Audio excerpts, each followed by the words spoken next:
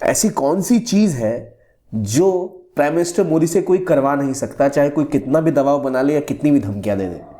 ये मैं नहीं कह रहा, ये रशिया के राष्ट्रपति व्लादिमीर पुतिन ने कहा है प्राइम मिनिस्टर मोदी के बारे में। ऐसी कौन सी चीज है जिसको लेकर उनका दृढ़ निश्चय है और वो कभी उससे डिगेंगे नहीं, और आखिर क्यों व्लादिमीर पुतिन ने की प्राइम मिनिस्टर मोदी की बात और कहां, जानेंगे इस वीडियो में। आखिरकार प्राइम मिनिस्टर मोदी के बारे में ये कहना कि वो किसी भी हाल में भारत की राष्ट्रीय सुरक्षा के साथ कोई भी कॉम्प्रोमाइज नहीं करेंगे, चाहे आप कितना भी दबाव बना लो, ये बात बोली है रशिया के राष्ट्रपति पुतिन ने। और क्यों कही गई, इसका डिस्कशन आज हम करेंगे। So welcome to Gyankosh. और पहले समझिए मामला क्या है। तो देखिए, रशिया में एक कॉन्फ्रेंस हो रही है, रशिया कॉलिंग। ये रशिया कॉलिंग एक इन्वेस्टमेंट फोरम है जो बनाया गया रशिया द्वारा कि यहाँ पर वो अपने देश में और इन्वेस्टमेंट लाना चाहते हैं। VTB कैपिटल इन्वेस्टमेंट फोरम द्वारा ये इनिशिएट किया गया या ऑर्गेनाइज किया जा रहा है, और इसमें आए थे वहाँ के राष्ट्रपति व्लादिमीर पुतिन। और उनसे जब वो क्वेश्चन आंसर हो रहे थे, वो बातें कर रहे थे, तभी उसी बीच में उन्होंने स्टेटमेंट दी कि चाहे कुछ भी हो जाए, भारत के प्राइम मिनिस्टर नरेंद्र मोदी से कोई भी व्यक्ति भारत के हित के खिलाफ काम नहीं करवा सकता। मतलब भारत का national interest Indian prime minister के लिए सर्वोपरि है। और उन्होंने कहा उन्हें पता है कि कई ऐसे लोग हैं जो दबाव बना रहे हैं उनके ऊपर, लेकिन वो दबाव में कभी झुके नहीं। और ये भी कहा कि क्या गारंटी है रशिया और भारत के संबंधों की कि वो आगे बढ़ते ही रहेंगे। तो इस पे उन्होंने कहा कि अमेरिका कितना भी जोर लगा ले या वेस्ट की कंट्रीज कितनी भी आगे आ जाएं, प्राइम मिनिस्टर मोदी खुद एक गारंटी है कि अमेरिका के दबाव से या वेस्ट के दबाव से कोई फर्क नहीं पड़ेगा और रशिया और इंडिया के संबंध बेहतर होते ही चले जाएंगे। ये बातें उन्होंने बोली इस कॉन्फ्रेंस में, इस फोरम में, और उसके बाद से इसकी चर्चा चहुओर हो रही है। इन्होंने कहा है कि प्राइम मिनिस्टर मोदी की एक बहुत टफ पोजीशन है, वो अपना स्टांस क्लियर रखते हैं कि मैं इसके ऊपर खड़ा हूं और राष्ट्र हित के साथ कभी कॉम्प्रोमाइज नहीं किया जाएगा। और कहा कि मैं इस पर कभी कभी हैरान भी होता हूं कि कैसे वो इस पे कभी भी कॉम्प्रोमाइज करने को तैयार नहीं, क्योंकि उन्होंने कहा कि उन्हें पता है कि उनके ऊपर कई सारे दबाव बनाए गए। तो किसी भी इंटिमिडेशन, किसी भी थ्रेट से या किसी भी दबाव में वो नहीं आ रहे हैं और अपने देश के हित को, देश के लोगों के हित को हमेशा आगे रख रहे हैं।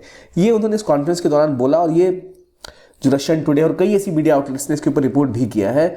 और लगातार ये बात इसलिए कही जा रही है क्योंकि उन्होंने एग्जाम्पल भी सेट किया है कि कैसे अपने देश की नेशनल इंटरेस्ट को आगे रखना है और कैसे कॉम्प्रोमाइज नहीं करना है इस पे। इससे पहले भी व्लादिमीर पुतिन ने उनकी तारीफें की हैं। मेक इन इंडिया प्रोग्राम के बारे में भी व्लादिमीर पुतिन ने कहा था कि बहुत ही एक अच्छा प्रोग्राम रन किया जा रहा है गवर्नमेंट ऑफ इंडिया के द्वारा। और उन्होंने कहा था ये जो इनिशिएटिव लॉन्च किया गया, इसने इंडियन इकोनॉमी पे बहुत अच्छा प्रभाव बनाया है और काफ़ी अच्छा वो काम कर रहे हैं।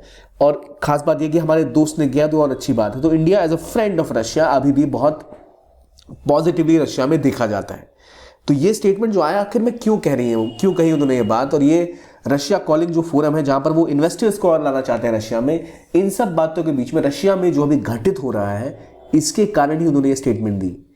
क्यों? क्योंकि वेस्ट की जो कंट्रीज हैं वो दुनिया के देशों पे सैंक्शन लगाती हैं अगर वो रशिया के साथ व्यापार करते हैं। और एक देश जिसने इसकी कभी कोई फिक्र नहीं की क्या सैंक्शन लगेगा, क्या होगा, और अपने इंटरेस्ट को देखते हुए ट्रेड जारी रखा, वो था भारत। और भारत की फॉरेन पॉलिसी का एक की गोल है स्ट्रैटेजिक ऑटोनॉमी। इसका मतलब होता है हम सामरिक रूप से अपने डिसीजंस इस तरह लेते हैं जिसमें हम किसी के दबाव में नहीं आएंगे। हम किसी के दोस्त हैं या किसी के पार्टनर है किसी एक प्रोजेक्ट में, इसका मतलब ये नहीं कि हम किसी के दबाव में आके अपनी स्ट्रैटेजिक पॉलिसी बनाएंगे। हमारी फॉरेन पॉलिसी और हमारी स्ट्रैटेजिक ऑटोनॉमी, हमारी जो स्वायत्ता है हमारे सामरिक रिश्तों में, सामरिक डिसीजंस में, जो भी हम स्ट्रैटेजिक डिसीजंस लेते हैं, सिक्योरिटी को लेकर जो भी डिसीजंस लेते हैं, उनमें कोई दबाव में हम नहीं आते, ना ही अमेरिका के, ना ही चाइना के, ना ही रशिया के।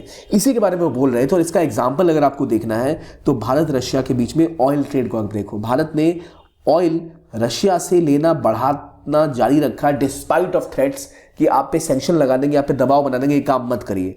तो ये दिखाता है कि प्रेसिडेंट पुतिन को दिख रहा था ये होते हुए। इसके अलावा और भी कई इसके एंगल्स हैं, वो सारे एंगल डिस्कस कर लेंगे। लेकिन पहले एक बात कि अगर आप यूपीएससी की तैयारी कर रहे हैं, 2025 आपका टारगेट है, तो बहुत इंपॉर्टेंट है कि इस लॉन्ग जर्नी में आप क्या पढ़ें, कैसे पढ़ें और उसको किस तरह से अपने आंसर्स में प्रोड्यूस करें, ये आपको पता हो। और किस तरह से टॉपिक्स को समझना है, क्या कॉम्प्लेक्सिटीज़ हैं, क्वेश्चंस कैसे बनते हैं, कैसे उन्हें आंसर करना है, ये जानना बहुत महत्वपूर्ण है। और ये होता है तभी जब आप एक बेहतर क्लासेस ले, आप अच्छे से उसके लिए ग्रूम किए जाएं। और इसके लिए कोर्सेज तो मार्केट में बहुत अवेलेबल है ऑनलाइन, लेकिन उनकी क्वालिटी बहुत कम रहती है। और जो हाई क्वालिटी क्लासेस होती है वो मैक्सिमम ज्वाइन करने के लिए आपको लाखों रुपये खर्च करने पड़ते हैं। ये जो इनफ्लेक्सिबिलिटी है, ये जो एक्सपेंसिव कोचिंग मॉड्यूल है, उसको तोड़ते हुए PW ओनली IAS आपके लिए एक अपॉर्चुनिटी लेके आए हैं जहां हमने क्लासेस को किया है बहुत ही ज़्यादा अफोर्डेबल, केवल 10,999 रुपये में with the highest quality possible. और ये आपको टाइटन और संकल्प के इंग्लिश और हिंदी के विकल्पों के साथ मिल रहा है, जहां पर ये इंश्योर किया जाएगा कि 2025 की आपकी तैयारी में बेसिक लेवल से लेकर एडवांस लेवल तक हर एक चीज़ आपको क्रिस्टल क्लियर हो। क्लासेस लाइव होती हैं, आपको फीडबैक का मौका मिलता है, CSET हो, इकोनॉमी हो, पॉलिटी हो, जो कॉन्सेप्ट समझना मुश्किल होता है वो भी आप समझ सकते हैं। और ये सब होगा आपके लिए उपलब्ध केवल 10,999 रुपये में। तो इसकी डिटेल आपको हमारे कमेंट सेक्शन में पिन मिल जाएगी एक लिंक में, या फिर डिस्क्रिप्शन बॉक्स में भी मिल जाएगी, जहां से आप इन कोर्सेज को ज्वाइन कर सकते हैं, इसके बारे में और जानकारी डिटेल में प्राप्त कर सकते हैं। अब आते हैं उन संबंधों की तरफ जहां बात की जा रही है रशिया और इंडिया की, कि प्राइम मिनिस्टर मोदी की तारीफ यूं ही नहीं की रशिया ने। अगर आप भारत और रशिया के ट्रेड को देखें तो ट्रेड लगातार बढ़ता ही जा रहा है। भारत और रशिया का ट्रेड अभी अगर हम देखें तो आज से कुछ समय पहले 35 बिलियन था पिछले साल, अभी 43 बिलियन आ गया। अगर आप 2017 में जाके देखें ना, 2017 2016 से पहले का टाइम अगर आप देखें तो भारत और रशिया का बायलैटरल ट्रेड $7 बिलियन का होता था। यानी द्विपक्षीय व्यापार जो भारत और रशिया एक दूसरे के साथ करते हैं वो केवल 7 या 8 बिलियन का हुआ करता था। लेकिन आज ये व्यापार बढ़कर पिछले साल की तुलना में अगर देखें तो 43.8 बिलियन डॉलर के आसपास पहुंच चुका है। यानी 7-8 बिलियन से इतनी ज़्यादा ग्रोथ, यानी 6 गुने से भी ज़्यादा वृद्धि देखी गई है भारत और रशिया के व्यापार में। और ये तब हुआ जब रशिया के ऊपर सैंक्शन लग गए थे। याद रखिए, रशिया एक बहुत बड़ी कंट्री है। अगर हम ज्योग्राफी के हिसाब से रशिया को देखें तो कुछ इस तरह रशिया, चाहे इनके मेजर शहर सारे इस तरफ बसे हुए हैं। ये रशिया का पूरा मैप है। अगर हम इसको और बेहतर तरीके से देखें तो आपको यहाँ रशिया दिखेगा। ये रहा मॉस्को जो उनकी राजधानी है, और एक ऐसी कंट्री जो एशिया से लेकर यूरोप तक फैली हुई है।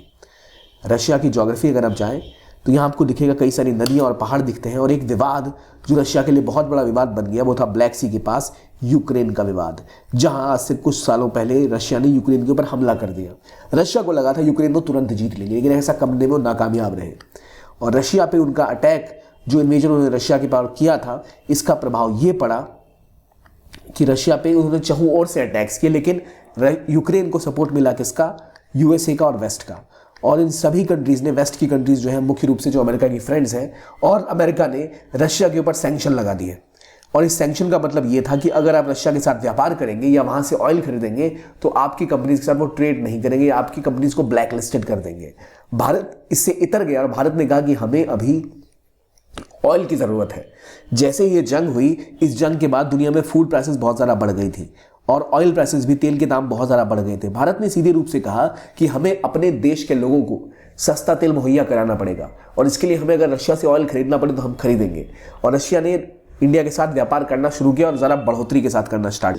तब भारत के इंटरेस्ट में था रशिया के साथ व्यापार करना और ऑयल को इंपोर्ट करना, क्योंकि रशिया इंडिया को ऑयल एक डिस्काउंट पे दे रहा था। और ये डिस्काउंट यानी कम कीमत जो इंडिया को मिल रही थी, इससे इंडिया ने बहुत सारे पैसे बचाए और भारत के हित के लिए काम आया वो। लेकिन बात सिर्फ इतनी ही नहीं है, स्ट्रैटेजिकली भी इंडिया रशिया से S-400 नाम का जो स्क्वाड्रन था उसका फाइनल डिलीवरी लेने ही वाला है। ये भी न्यूज़ में रहा रिसेंट टाइम्स में। क्या है भाई S-400? तो असल में एक डिफेंस मैकेनिज्म है कि अगर भारत के ऊपर कोई मिसाइल आकर आसमान से कोई छोड़ेगा तो ये जो यहाँ पर कंटेनर्स है, यहाँ से मिसाइल निकलेंगे और उस मिसाइल को आसमान नहीं उड़ा देंगे। तो S-400 वो एयर डिफेंस सिस्टम है जो भारत के शहरों को किसी भी मिसाइल अटैक से बचा पाएगा और दुनिया का सबसे एडवांस एयर डिफेंस सिस्टम है। बात यह भी थी कि भारत अगर ये खरीदेगा तो US इंडिया के ऊपर सैंक्शन लगा देगा, भारत ये चीज़ नहीं कर पाएगा। लेकिन भारत ने उसको देखते हुए, नज़रअंदाज करते हुए ये डील फाइनल की। और इसीलिए शायद मोदी जो है वो, पुतिन को ऐसा लग रहा है कि किसी भी तरह से कॉम्प्रोमाइज़ नहीं करते हैं। लेकिन बात इतनी नहीं, रशिया को भी भारत के लिए बहुत ज़्यादा ज़रूरत है। कोई भी देश ऐसे किसी से दोस्ती नहीं करता जब तक उनका खुद का कोई इंटरेस्ट इसमें पूरा ना हो रहा हो। तो इस समिट में, इन्वेस्टमेंट फोरम में जब वो बात कर रहे हैं तो आपको याद रखना चाहिए इंडिया ने भी इससे पहले $1 बिलियन इन्वेस्ट किए थे रशिया में। एक तरह से उनका जो व्लादिवोस्तोक का पोर्ट है, 2016 के आसपास ईस्ट रशिया के समिट में प्राइम मिनिस्टर मोदी गए थे, जहां पर उसको डेवलप करने के लिए इंडिया ने भी इन्वेस्टमेंट की थी। तो ये जो डेवलपमेंट इंडिया करना चाह रहे हैं इनके इस रीजन में, जहाँ ये फार ईस्ट को अपना डेवलप करना चाह रहे हैं, तो यहाँ इंडिया एक बड़ा रोल निभा सकता है व्यापार की दृष्टि से भी और इन्वेस्टमेंट की दृष्टि से भी। इसलिए वो चाहते हैं भारत से संबंध और सुधरे, डिफेंस वाइज भी और ट्रेड वाइज भी। तो अमेरिका के इंडिया करीब जा रहा है, लेकिन उसके बावजूद इंडिया ने कभी भी रशिया को छोड़ा नहीं, क्योंकि रशिया हमेशा UN की बात करें हर जगह भारत के करीब रहा है। और जब ये फोरम यहाँ पर था, 2 दिन का फोरम, यहाँ उनका आना और कहना कि रशिया इन्वेस्टमेंट के लिए तैयार है, आप आए, निवेश करें, उसमें भारत को भी एक निवेशक की तरह वो देखते हैं। और भारत के साथ जो व्यापार बढ़ रहा है उससे रशिया को बहुत फायदा है। रशिया हालांकि ये भी कह रहा है कि वो किसी भी हाल में चाइना के साथ संबंधों पर कॉम्प्रोमाइज नहीं करेगा। तो यहां भी आप गौर करिए कि रशिया जहां एक तरफ इंडिया की वाहवाही कर रहा है, कह रहा है प्राइम मिनिस्टर मोदी बहुत अच्छा काम कर रहे हैं, वहीं चाइना के साथ संबंधों को लेकर उतना ही सख्त है कि चाइना के साथ हम अपने संबंध अच्छे ही रखेंगे चाहे कुछ हो जाए। जबकि भारत और रशिया के बीच के संबंध बहुत खराब है, दुनिया भर को पता है। भारत अमेरिका के करीब जा रहा है, लेकिन उसके बावजूद भारत ने रशिया का साथ नहीं छोड़ा। लेकिन रशिया उल्टा दूसरी तरफ चाइना के बहुत करीब जा रहा है, जिससे भारत के लिए खतरा पनपने की संभावना है। तो ये जो स्टेटमेंट था ये उस संदर्भ में था कि जो सैंक्शन लगाए गए, जो ऑयल एक्सपोर्ट है, जो ट्रेड है, वो बढ़ता ही चला गया। और यूक्रेन हमले के बाद भारत ने खुल के कभी ऐसा नहीं कहा कि भाई रशिया ने बहुत अच्छा काम किया, यूक्रेन पे हमला कर दिया, हम फुल समर्थन में हैं। भारत ने एक प्रिंसिपल स्टैंड लिया, कहा अगर एग्रेशन आप दिखा रहे हैं तो गलत बात है। प्राइम मिनिस्टर मोदी ने व्लादिमीर पुतिन को कॉन्फ्रेंस में एक बार बोला भी था कि आज के युग में युद्ध किसी भी चीज का समाधान नहीं है और रशिया को भी युद्ध को समाधान की तरह नहीं देखना चाहिए। वो इंडिया की स्ट्रैटेजिक ऑटोनॉमी का एक तरीका है कि भारत ने कैसे दोनों को बैलेंस करने की कोशिश की। लेकिन इस बढ़ते हुए व्यापार में, इस ऑयल इंपोर्ट में एक गलत चीज भी हो रही है भारत को, जिसका नुकसान भी हो रहा है कि लगातार बढ़ते इस व्यापार में भारत को एक नुकसान हो रहा है। भारत लगातार चीजें एक्सपोर्ट करता है रशिया को, और भारत एक्सपोर्ट करता है लेकिन वो एक्सपोर्ट मात्रा बहुत कम होती है। $43 बिलियन का ट्रेड है दोनों देशों के बीच में। आप उम्मीद करिए कि इसमें इंडिया कितना एक्सपोर्ट करता होगा और कितना रशिया एक्सपोर्ट करता होगा इंडिया को। इंडिया मुश्किल से $2 बिलियन का ही एक्सपोर्ट कर पाता है रशिया को, और लगभग 41 बिलियन डॉलर, $41 बिलियन का एक्सपोर्ट रशिया इंडिया में करती है। यानी इंडिया 41 बिलियन आयात कर रहा है और केवल 2 बिलियन का निर्यात कर रहा है। यानी भारत से तो पैसा बाहर ही जा रहा है, और मुख्य रूप से जो भी $40 बिलियन के आसपास इंडिया इंपोर्ट कर रहा है रशिया से, वो सारा मैक्सिमम किस में जाता है? ऑयल में, पेट्रोलियम में। तो इसलिए रशिया के देशों के पास अभी बात ही होगी, रशिया बहुत सारा इंडियन, और डॉलर में आप पेमेंट कर नहीं सकते, रशिया के ऊपर बैन है। तो इंडियन करेंसी में, रशियन रूबल्स में, पहले इंडियन करेंसी में इंडिया पैसे दे रहा था, तो अभी उनके पास बहुत सारा इंडियन करेंसी पड़ा हुआ है जो वो भारत में निवेश करना चाहते हैं, जिसको लेकर दिक्कतें आ गई थी दोनों देशों के बीच में। जहां उन्होंने कहा था कि आप एक काम करिए, हमें चाइनीज करेंसी में पैसे दीजिए, जो इंडिया ने मना कर दिया था। तो जो रिश्ते आपको आगे बढ़ते दिख रहे हैं, इनमें कुछ दिक्कतें भी हैं, और रशिया लगातार अपना ऑयल बेच के पैसे तो कमा रहा है। भारत के साथ कागज पे व्यापार तो बढ़ रहा है, लेकिन ये व्यापार क्या भारत को हित पहुंचा पाएगा लॉन्ग टर्म में? ये दिक्कत की बात है। जब डिस्काउंट आना खत्म होगा और रशिया के तेल के दाम बढ़ेंगे, तब भारत क्या ये ऑयल इंपोर्ट जारी रखेगा रशिया से? मुझे उम्मीद नहीं है, क्योंकि तब भारत मिडल ईस्ट की तरफ देखेगा, सऊदी अरेबिया की तरफ देखेगा, ईरान की तरफ देखेगा, या फिर नाइजीरिया की तरफ देखेगा, जहां से हम तेल निर्यात करते हैं। उसके बाद हमारे संबंध फिर वहीं पहुंच जाएंगे $7 से $10 बिलियन की रेंज में। इसलिए जरूरत है अभी इन बातों से आगे उठ के और व्यापार पे पुश करने की। लेकिन ये सच्चाई है कि भारत बिल्कुल नहीं झुका था अमेरिकन दबाव में, जब रशिया के साथ भारत को संबंध तोड़ने के लिए कहा गया था। और इसी बात की सराहना प्रेसिडेंट पुतिन ने की कि प्राइम मिनिस्टर मोदी बिल्कुल भी भारत के नेशनल इंटरेस्ट के साथ कभी कॉम्प्रोमाइज नहीं करते, और इस बात का हमें संज्ञान लेना चाहिए और इसकी तारीफ भी करनी चाहिए कि बिल्कुल ऐसा ही हुआ, और भारत ने कहीं भी अपने आप को झुकने नहीं दिया और अपने लोगों की और अपने देश के हित पर फोकस किया। तो ये था आज का वीडियो। आई होप आपको अच्छा लगा हो। देखने के लिए बहुत बहुत धन्यवाद। Keep on watching Gyankosh and have a nice